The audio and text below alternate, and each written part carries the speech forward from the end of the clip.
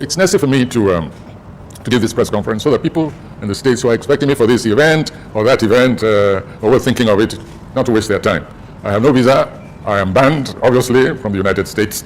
The school of the much abused ancient philosopher Heraclitus. And you can understand him by simply looking at Nigerian philosophy, most prominent and instructive of which was no condition is permanent. And so I said, this person coming in is just promoting that philosophy, which goes all the way back to the ancient Greeks and, of course, to the ancient sages of all societies. No condition is permanent.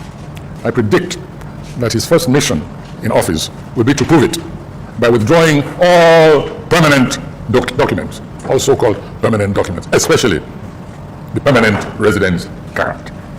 So I said I'll save him time by having an accident happen to my green card. But anyway, I no longer had a green card.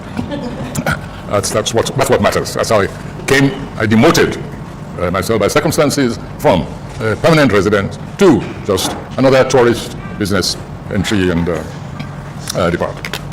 By coincidence, when I read that letter of revocation, I actually had some American citizens visiting me. They came for the Badagry Door Return Festival.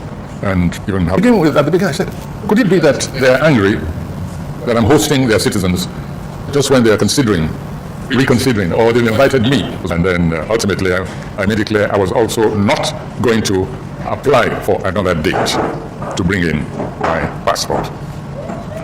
So I traveled out. When I came back, so I got a letter from the ambassador. Very nice letter, very courteous. I wish always to stress this, that I have absolutely nothing against individual citizens as citizens of any nation. This is an issue which concerns the government. I have continuing good relationship with members of the consulate, the embassy. I received nothing but courteous treatment from them. I want to stress that.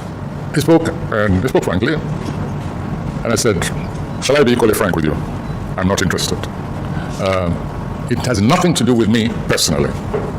It has to do with the treatment which I know, the brutal, cruel, and often unbelievable treatment being meted out to strangers, immigrants, even in some cases, permanent residents, which of course includes quite a number of Nigerians.